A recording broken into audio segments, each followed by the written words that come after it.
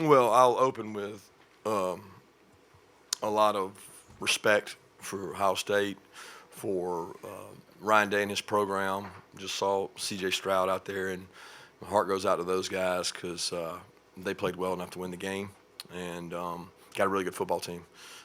So do we, and our guys are extremely resilient. We talked halftime about some games we've been in this year. We've been behind in, including the Missouri game, and I had no doubt that our team would come out fighting. Did not play our best football game. A lot of that had to do with Ohio State. I have a lot of respect for them. I have a lot of respect for these players that are on this podium with me and the ones in the locker room. And if we want any chance of winning a national championship, we have to play a lot better football than we played tonight. But we got to keep the resiliency and composure along with us. All right, we'll go into questions. Raise your hand. We'll get you a microphone. Let's go right over here, midway on the right side. Yep, next line, next aisle.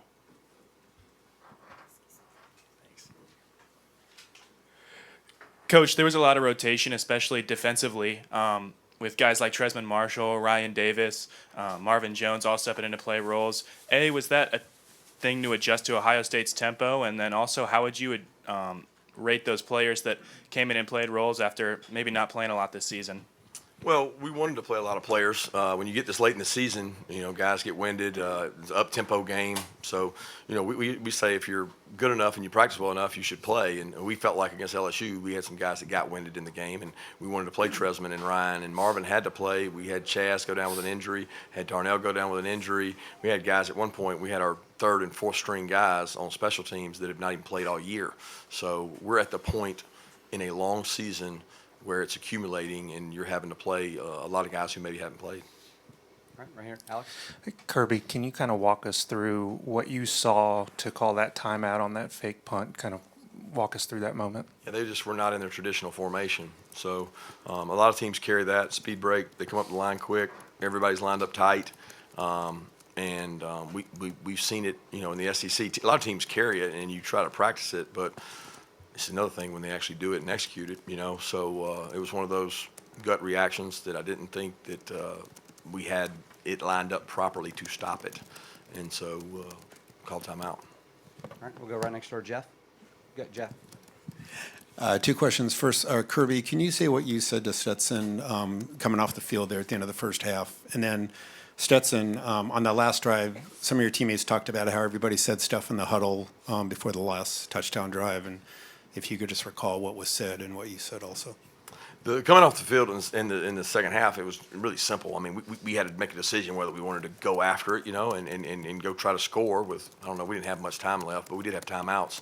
And at the time, I felt like every possession was valuable, and I wanted to be aggressive. And we called a play. They batted the ball. We called another play, and he was in the pocket for a while, threw a ball a little high over the middle. It put us at risk. And I told him, if we're going to trust you to do this in 2 minutes, you got to make good decisions. If it's not there, take off and run. And they almost got an interception, which could have been really costly. We just talked about the 2-minute drive. That's really it. As far as the huddle, I don't know. I mean, I don't really recall, words, but just looking at everybody and saying, all right, hey, we hadn't played our best and we hadn't done our jobs to the best of our ability, but hey, we're here now and it's in our hand now. Defense stood up whenever we needed them to, and where else would you rather be? Having the ball with 2 minutes left, and if you score a touchdown, you win the game. And I looked around, and there was just a whole bunch of just determined, strong stares from all the dudes, and gave me confidence. Everybody else had confidence when we went down the field. Right here in the front and on the right. I guess I want to ask Kirby and Javon for against that Ohio State offense. They were clicking, they're running. Javon, I guess I'll start with you. The resiliency you guys have shown all year. I mean, when a team's clicking like that, connecting like that, how do you stay in it, stay that resilient? Where's the mindset at? And I guess I'd ask Kirby, what are you trying to do on defense to get a guy like Stroud out of rhythm when he's hitting like that? Well, we give a lot of credit to Ohio State. Those guys made plays when they needed to make plays. But we knew coming into the game it wasn't going to be perfect. You come into a game like this, college playoff, we know you're going to give up some plays. They're going to make some plays. We're going to make some plays.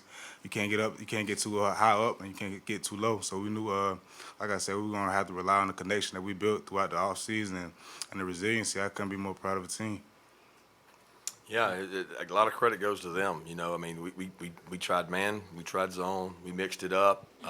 Probably the most disappointing thing was the series before the half. Like they earned it most of the time, and we had some stops. We had some big stops, some big momentum stops in the first half, and then we had some big momentum stops in the second half. But the one before the half was probably the one that really, we had seized a little momentum there, and then they went to the half with the momentum after that. That's probably the most disappointing thing that we had. But hey, look, they got really good playmakers, and they got a guy that can throw the ball to them. They got a really good offensive line.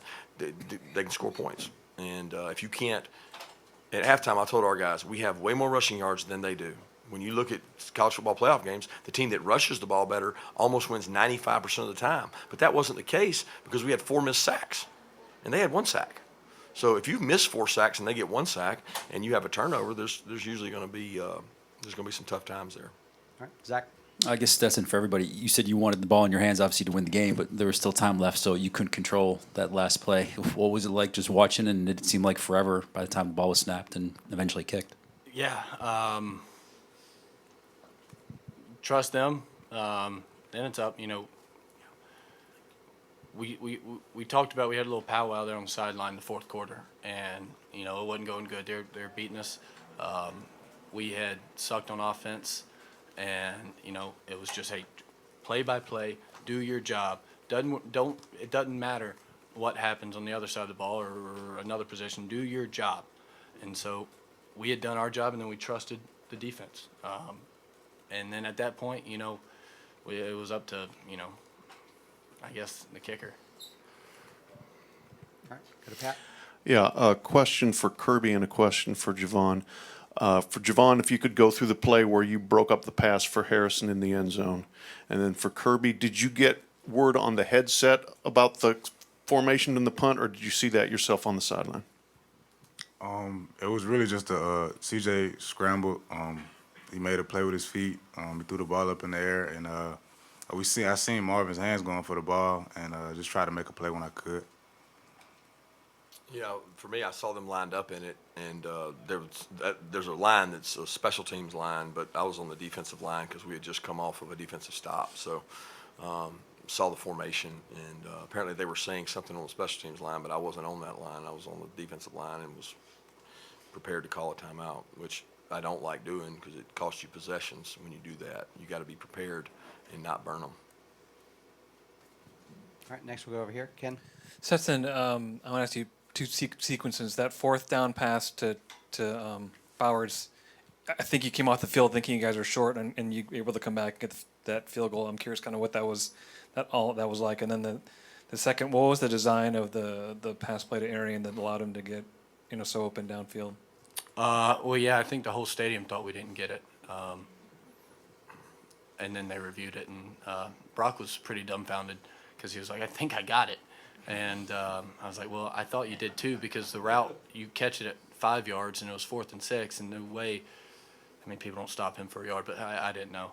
And then we came out and I threw a lateral. Anyways.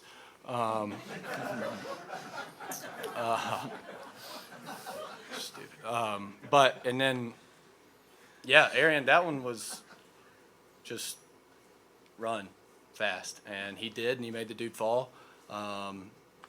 Dude can do things that people can't do.